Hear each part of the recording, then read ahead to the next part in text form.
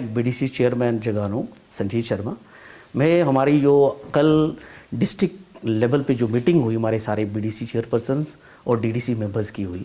तो उसके अंदर जो हमारा डिस्ट्रिक्ट प्लान फॉर्मुलेशन के रिगार्डिंग जो मीटिंग थी, उस मीटिंग के अंदर हमने जितने बीडीसी चेयरपर्सन्स थे और जितने भी मेंबर्स वहाँ पे आए, हमने हाउस से ये कहा कि जो डिस्ट्रिक्ट डेवलपमेंट प्लान के लिए जो हमारा डीडीसी ग्रांट्स आई हुई है, वो डीडीसी ग्रांट्स 10 करोड़ पे सेक्शन रखा है डीडीसी काउंसिल के लिए, और whereas block development council के लिए 25 लाख रुपए रखा हुआ है, और पंचायत के लिए 23,30,000 रुपया इन्होंने आवंटन किया है। हमने वहाँ पे ये बात रखी कि जो डिस्ट्रिक्ट डेवलपमेंट काउंसिल है, ये जो 10 करोड़ पे उसके लिए जो सेंक्शन हुआ है, वो पूरे डिस्ट्रिक्ट जो काउंसिल हमारी है, वो हमारी कॉम्बिनेशन है डीडीसी पर चेयरपर्सन्स, डीडीसी मेंबर्स और आने वाले एमएलएस भी इसका पार्ट होंगे। हमने ये कहा इन पूरे हाउस से कि जो भी जितना भी फैसला हो, जो डीडीसी ग्रांट्स का जो फैसला है, ये सारे के सारे मेंबर्स बैठ के यूनानिमसली इसको डिसाइड करें। वेयर एज मुझे ऐसा लगा कि एक दिन पहले मीटिंग डीडीसीज की अलग सेपरेटली वहाँ पे होती है, और उस मीटिंग्स के अंदर वो 10 करोड़ का इक्वली बांटते हैं अपने डीडीसी मेंबर्स के अंदर। हमने वहाँ पे क्वेश्चंस किया ऑनरेबल चेयरपर्सन से कि हमारा जो डीडीसी जो पैसा है, वो सिर्फ डीडीसी मेंबर्स का हिस्सा नहीं है। डीडीसी जो काउंसिल है, that is basically comprises of DDC members, DDC chairpersons, ये सारे के मेंबर्स हैं, और आने वाले एमएलए भी उसका मेंबर्स होंगे। आप उस फैसले का फैसला आप 14 मेंबर्स कैसे कर सकते हैं? हमने ये बिल्कुल हमारा सबका ये पुरजोर रहा कि आप जो हमारे मेंबर 14 वो हैं, और फिलहाल हम 16 मेंबर्स हैं बीडीसी चेयरपर्सन्स के, टोटल हम 31 मेंबर्स हैं। हमने उनसे ये कहा कि आप लोग इसका फैसला जो करेंगे वो यूनानिमसली 31 मेंबर्स मिलके करें। लेकिन वेयर एज मुझे बड़ा सा अफसोस भी रहता है वहाँ पे, तो हमने कहा कि जो एक्ट ने जो मैंडेट सबको दिया है, तो उसका पालन होना चाहिए, और डीडीसी काउंसिल किस तरह से बिजनेस कंडक्ट करेगी उसके ऊपर क्लैरिटी होनी चाहिए। रादर की कंफ्यूजन क्रिएट नहीं करना चाहिए। वहाँ पे कुछ लोग कंफ्यूजन क्रिएट कर रहे थे, तो हमने उनको बोला कंफ्यूजन क्रिएट मत करे, पूरी क्लैरिटी से करे। पहला फेज है, पहली बार फॉर्मुलेशन जो तीनों टायर्स पे बांटा जा रहा है, तो तीनों टायर का बराबर हिस्सेदारी होनी चाहिए। मैंने उन्हें कहा जो डिसेंट्रलाइजेशन जो बेसिक एसेंस था इसका कि डिसेंट्रलाइज हो, पंचायती राज सशक्तिकरण हो, और उसमें जो सबसे निचला टायर हमारा पंचायत है, सबसे मेजर रोल उनका पार्ट होना चाहिए। और जो सेकंड पार्ट है बीडीसी काउंसिल्स का बनता है, वो सेकंड पार्ट जो सेकंड टॉप है वो उनको मिलना चाहिए। और जो हमारा टर्चरी टॉप लेवल है हमारा डीडीसी काउंसिल, उसका लीस्ट इंटरफेरेंस होनी चाहिए। बट अनफॉर्चुनेटली पहले भी वैसा होता था, पहले भी जितने भी फैसले हुआ करते थे वो सेक्रेटेरिएट से हुआ करते थे, डिस्ट्रिक्ट लेवल पे हुआ करते थे, और ग्रास रूट के जो डेमोक्रेटिक इंस्टीट्यूशन होते थे इनकी नजरअंदाजी की जाती थी। और ग्रास जो बेसिक सेंस है, जो ग्रास रूट के लोगों की डिमांड्स और एस्पायरेशंस होती हैं, उनको कहीं मीट आउट नहीं किया जाता था। ये पहली बार ऐसा हुआ है, और हम धन्यवाद भी करते हैं पूरे गवर्नमेंट ऑफ इंडिया का, जो तीनों टायर पहली बार कंप्लीट होके मतलब जम्मू कश्मीर के अंदर लगे हैं। तो इन तीनों टायर्स का मतलब तब बनता है जब हमारे तीनों टायर्स, पहला फर्स्ट हमारा पंचायत, सेकंड हमारा बीडीसी काउंसिल, थर्ड हमारी डीडीसी काउंसिल, बराबर तीनों कोऑर्डिनेट एफर्ट और कोऑर्डिनेशन से चले, बराबर तरीके से चले। लेकिन यहाँ पे आज भी कुछ लोग हाईजैक करने के चक्कर में आज डीडीसी मेंबर्स वहाँ पे ऐसे कहते हैं कि ये जो पैसे आए हैं ये हमारा हम बांट लेंगे। भाई आपके पैसे नहीं है, दैट जो पैसे हैं that is meant for the DDC council के पैसे हैं, that has been kept for the disposal of the DDC council, not for the members who are territorial constituency के representatives हैं। हमने उनसे क्लियर कहा कि you are the members, DDC chairperson are the members, और आने वाले एमएलए वो भी हमारे मेंबर्स होंगे, इसलिए तीनों इसको डिसाइड करेंगे। और तीनों तरीके से मेरा पूरा आपसे, हमारे डीडीसी सीईओ जो एडिशनल डिप्टी कमिश्नर्स हैं अशोक जी से भी मेरा अनुरोध है कि इसको बराबर तरीके से बराबर जो तुम्हारे जो तीनों बीडीसी चेयरपर्सन और डीडीसी मेंबर्स हैं इसका यूनानिमसली फैसला करें, और जितनी प्रायोरिटीज फिक्स करनी है, आइडेंटिफिकेशन ऑफ प्रायोरिटीज है, ये दोनों मिलके करें, पूरा हाउस मिलके करे, ना कि एक पार्ट उसका हिस्सा करे। लगता है कि एक दिन पहले जो है अंडरग्राउंड मीटिंग होती है, सिर्फ उसमें डीडीसी मेंबर्स और चेयरमैन बैठते हैं, डिस्कस किया जाता है, बीडीसी को नहीं इन्वॉल्व किया था। क्या लगता है आपको कि उनको रूरल नॉलेज है या उन्होंने एक्ट पढ़ा नहीं है, आप क्या कहते हैं उसको?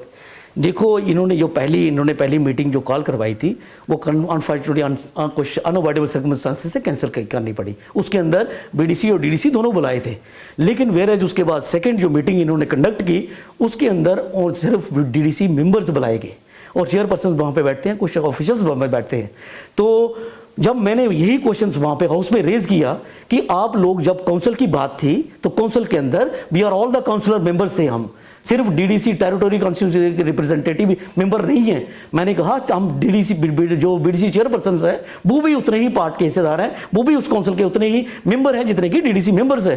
तो हमारी मीटिंग आप दोनों जॉइंटली करते तब जाके इसका मीटिंग का जो रेजोल्यूशन निकलता, वेयरएज मीटिंग होती सिर्फ डीडीसी मेंबर्स की। तो फिर हमने उनको संज्ञान दिया, हमने ये कहा कि जब तक आप मीटिंग कंडक्ट नहीं कराएंगे हमारे दोनों की, तो हम इस ये जो फॉर्मुलेशन ऑफ प्लान है हम ना बैठ करेंगे ना हम इस पर पार्टिसिपेट करेंगे। फिर अभी हमारा कल जो मीटिंग हुई उसके अंदर इन्होंने कोरोना का पेंडेमिक का जो नेचुरली उसको मद्देनजर रखते हुए तो दोनों पार्ट में क्या किया, कुछ मेंबर्स उनके बुलाए थे, कुछ हमारी टेरिटोरी कॉन्स्टिट्यूंसी के और बीडी चेयरपर्सन बुलाए थे। तो अनफॉर्चुनेटली मतलब मैं एक दो मेंबर्स ही मैंने वहाँ पे देखा जो वहाँ पे फिजिकली प्रेजेंट थे, बाकी एक दो वहाँ पे हमारा वर्चुअल मीटिंग से अटेंड किया। तो मेरा जो कहना था कि दोनों कोऑर्डिनेट दोनों पार्ट जो हैं डीडीसी मेंबर्स और जो बीडीसी चेयरपर्सन है दोनों मिलकर बैठते ताकि एक बेस्ट प्लान पूरे डिस्ट्रिक्ट को मिलता, एक जो यूनिक प्लान जो आज तक नहीं मिला तो वो एक बेस्ट प्लान मिलता, जो पूरी इसेंस था इसका, जो इतना बड़ा प्रक्रिया चलाई आपने मतलब डिसेंट्रलाइजेशन का चलाया, तो ये कहीं ना कहीं फिर सेंट्रलाइज्ड होके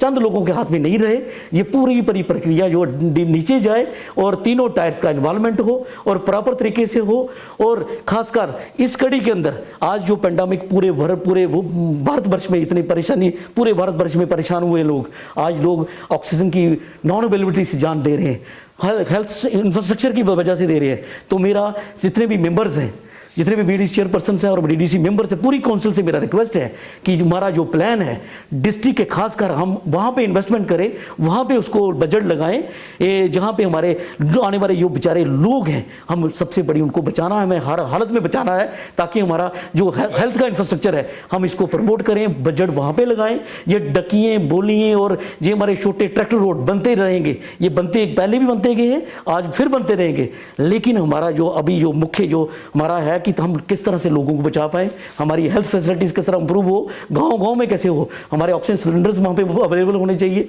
ऑक्सीजन जनरेटर्स वहां पे, कंसंट्रेटर्स वहां पे हर पीएससी के अंदर होना चाहिए ताकि हम उन लोगों को आने वाली इस आपदा से बचा पाए। अगर ये बात जो आपने कल उनके साथ कही है, अगर उनके ऊपर ध्यान नहीं दिया, क्या बीडीसी जो हैं वो गवर्नमेंट हाउस में जाएंगे, उनको लेटर लिखेंगे इसके बारे में?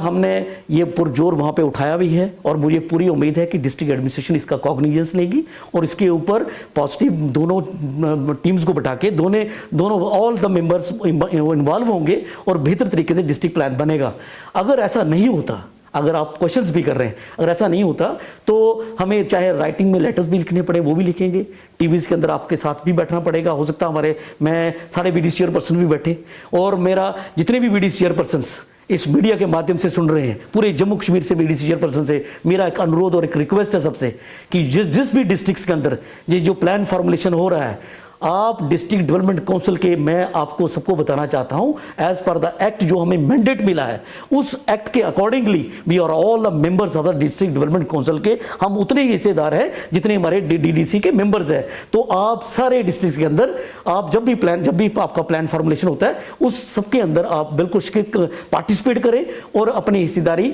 वो बराबर मनवाएं और ताकि जो है बराबर ग्रास रूट डेमोक्रेटिक इंस्टीट्यूशंस को जो बराबर हिस्सेदारी मिलनी चाहिए वो हमारा उसका हिस्सा पूरे नीचे पंचायत और वार्ड मेंबर तक जाना चाहिए उसका हिस्सा। पंडित चल रहा है इसको कोविड का, क्या मैसेज देना चाहिए अपने ब्लॉक के लोगों को? तो मेरा सबसे बड़ा जो अभी पेंडेमिक कोरोना जो चल रहा है, मैं मेरी पूरे ब्लॉक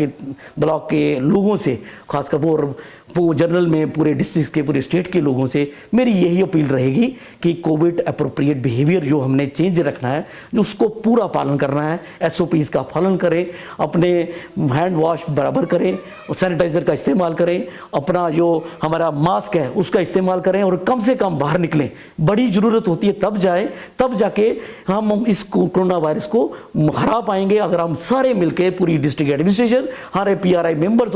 और अल्टीमेटली सारे लोग, जब तक हम इसकी सेंसिटिविटी को नहीं पहचानेंगे, नहीं समझेंगे, तब हम इसको नहीं हरा पाएंगे। मेरी पूरी आपसे अपील है कि हम सारे लोग इस पूरे SOPs का पालन करें और कम से कम बाहर निकलें जब जरूरत हो। जय हिंद, जय भारत।